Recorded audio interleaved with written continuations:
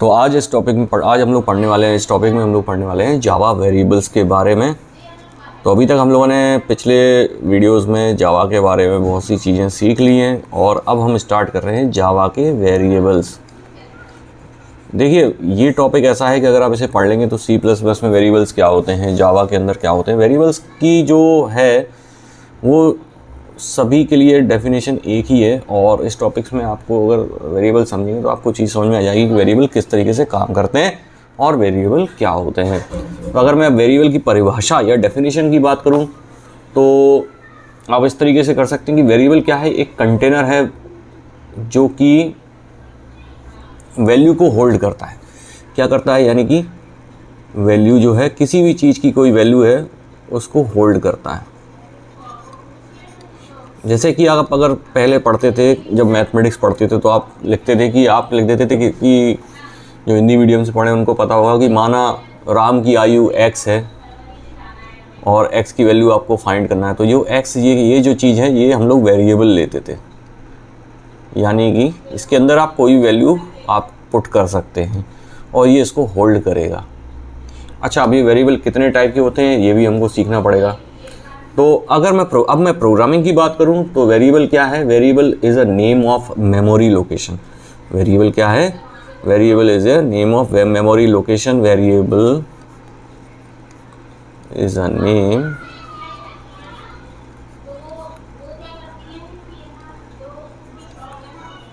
Location. Memory address होता है उसका नाम हम लोग बोल सकते हैं कि नेम है।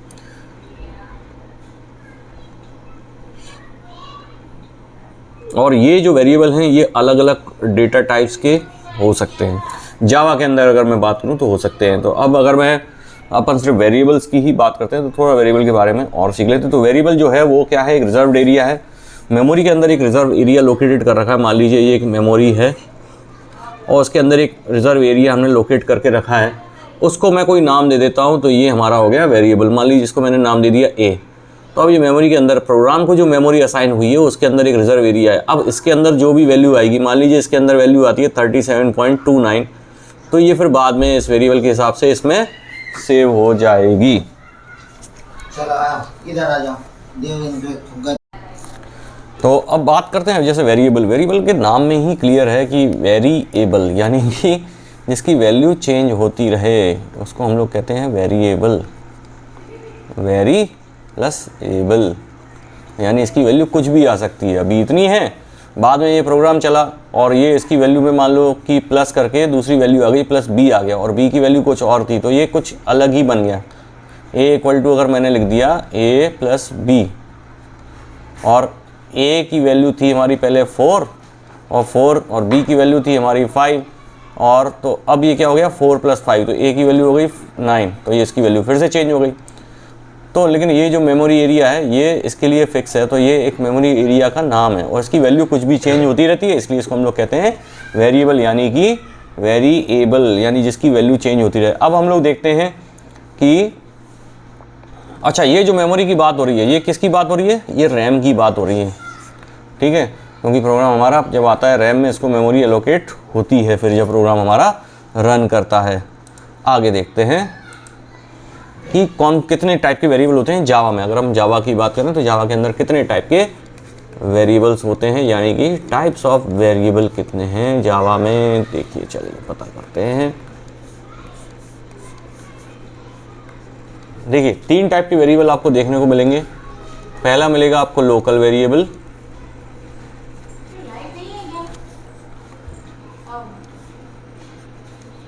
दूसरा आपको मिलेगा इंस्टेंस वेरिएबल,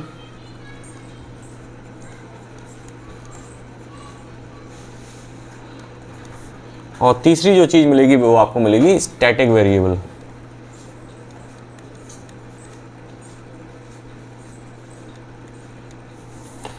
तीन चीज़ें मिलेंगी। अब ये लोकल वेरिएबल, इंस्टेंस वेरिएबल और स्टैटिक वेरिएबल क्या है इनको भी हम लोग समझ लेते हैं। लोकल वेरिएबल, सबसे पहले देखते हैं कि लोकल वेरिएबल क्या है। देखिए मेथड जो होती है यानी फंक्शन जो होता है, अगर कोई वेरिएबल उस मेथड की बॉडी के अंदर डिक्लेयर होता है, यानी कि अगर मैं कहूँ इसको declare inside the body of a method, यहाँ लिख देते हैं declared inside body of a variable, तो वो हो जाएगा हमारा लोकल वेरिएबल। ठीक है, अगली बात जो होती है इंस्टेंस वेरिएबल। अच्छा, लोकल वेरिएबल जो है वो स्टैटिक नहीं हो सकता, ध्यान रखें आप लोग, लोकल वेरिएबल स्टैटिक नहीं हो सकता। इसको आप लोकल वेरिएबल स्टैटिक की तरह डिफाइन नहीं कर सकते। अगला जो आता है इंस्टेंस वेरिएबल। इंस्टेंस वेरिएबल क्या है भाई, ये जानते हैं। तो इंस्टेंस वेरिएबल ये क्या है, ये डिक्लेयर तो होता है क्लास के अंदर, लेकिन इसकी बॉडी जो होती है वो मेथड,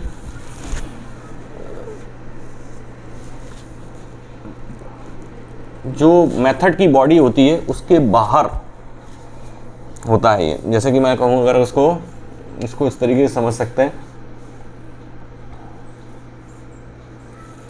क्लास के अंदर है, ये क्लास बनी हुई है तो क्लास के अंदर है, इनसाइड द क्लास।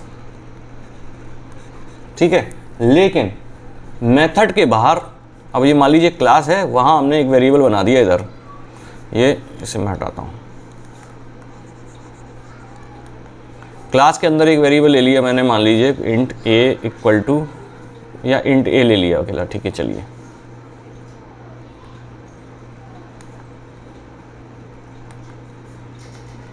तो ये क्लास के तो अंदर है, लेकिन अगर मैं यहाँ पर एक मेथड बना देता हूँ, इंट के अंदर ऐड मेथड बनी है, मान लीजिए ऐड 1, ठीक है, और ये मेथड के बाहर है, तो ये हो गया हमारा इंस्टेंस वेरिएबल।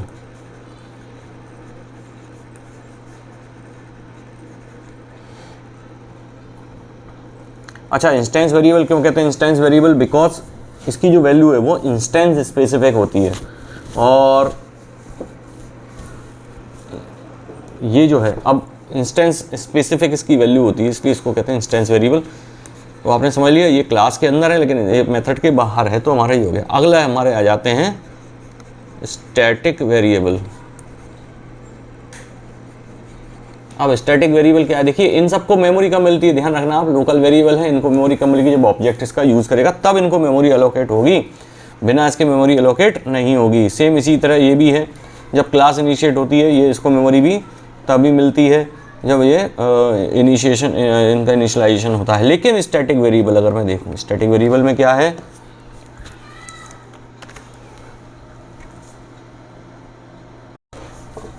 अब स्टैटिक वेरिएबल को देख लेते हैं। तो वेरिएबल जो होता है स्टैटिक, वो क्या होता है, स्टैटिक कीवर्ड हम अगर पहले लगा दें किसी के उसके, तो वो स्टैटिक बन जाता है। अच्छा, ये जो है इनकी सिंगल कॉपी बनती है स्टैटिक वेरिएबल की, और यही सभी में फिर यही डिस्ट्रीब्यूट होती है, यानी इसको वैल्यू तभी मिल जाती है। मान लीजिए आपने अगर कोई वेरिएबल बना दिया यहाँ पर, अरे ये क्या हुआ, कोई वेरिएबल बना दिया स्टैटिक, स्टैटिक कीवर्ड लगा दिया आपने स्टैटिक, और यहाँ पे इंट लगा दिया ए, ठीक है, या आपने यहाँ पर वैल्यू दे दी, इंट की वैल्यू आपने यहाँ पे दे दी, मान लीजिए यहीं इसको मैं वैल्यू दे देता हूँ ए इक्वल टू 5। अब यही वैल्यू जो 5 है, ये जितने भी ऑब्जेक्ट बनेंगे उन सबको यही वैल्यू मिलेगी, यानी इसकी अलग से कॉपी जो होगी, ये जो होगी यही शेयर होगी। मान लीजिए कोई ऑब्जेक्ट है, उसको पहले यूज़ करता है और 5 का 6 बना देता है, तो अब अगली बार जो ऑब्जेक्ट इसको यूज़ करेगा वो 6 का 7 बना देगा, उसको 6 मिलेगा। ये स्टैटिक है, इसकी आप बार बार कॉपी नहीं बनती, यही कॉपी आपकी शेयर होती रहती है ना। ये जो मेमोरी एलोकेशन है स्टैटिक वेरिएबल्स का, ये एक ही बार होता है, यानी कि जो मेमोरी एलोकेशन है ये एक ही बार होता है, एलोकेशन ओनली वंस। तो ये हो गया हमारा स्टैटिक वेरिएबल। और जब ये हमारा क्लास लोड होती है मेमोरी में, तभी इसको मेमोरी एलोकेट हो जाती है, यानी क्लास जब लोड होती है तभी एलोकेट हो जाती है, क्लास लोड होने के टाइम पर तभी मेमोरी एलोकेशन हो जाता है। लेकिन बाकी सबको क्या होता है, जब इसका ऑब्जेक्ट भी कोई ऑब्जेक्ट, अब मान लीजिए किसी मेथड के अंदर कोई मेथड है, उसके अंदर ये वेरिएबल डला हुआ है, यानी कि मान लीजिए मैं यहाँ पर इंट के अंदर ये एक मेथड बना रखी है मैंने ऐड 1, और यहाँ कोई वेरिएबल बना रखा है, यहाँ पर हमने कोई बना रखा है वेरिएबल, ठीक है, और यहाँ मैंने एक वेरिएबल ले लिया है इंट ए, ठीक है, तो इसको मेमोरी अभी नहीं मिलेगी, इसको मेमोरी कब मिलेगी? मान लीजिए कोई ऑब्जेक्ट है, ये किसी क्लास के अंदर है, क्लास फर्स्ट, ठीक है। अब ये इस क्लास के अंदर है और मैंने एक ऑब्जेक्ट बनाया है यहाँ पर फर्स्ट क्लास का, first object 1 obj1 new obj1, ठीक है। और यहाँ obj1 से इसको मैंने एक्सेस किया, किसको? add1 को, ठीक है। तो ये जब इसका ऑब्जेक्ट इसको यूज़ करेगा तब इसको मेमोरी मिलेगी। किसको मेमोरी मिलेगी? ये ए को मेमोरी तब मिलेगी जब ये इसको ये भाई साहब इसको एक्सेस करेंगे। लेकिन अगर मैंने स्टैटिक बनाया है तो स्टैटिक में क्या होगा? जब ये क्लास आपकी लोड होगी तभी इसको मेमोरी मिल जाएगी। यानी स्टैटिक में ये जो मैंने इंट में, अगर मैं स्टैटिक इंट में ए ले लेता हूँ तो ये आपको मेमोरी तभी मिल जाएगी।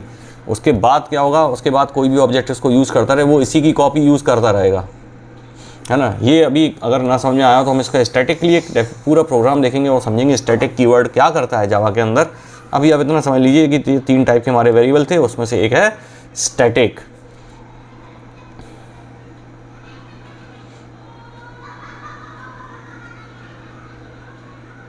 अब हम अगला जो टॉपिक है वो हम लोग देखेंगे जावा के अंदर डेटा टाइप कौन कौन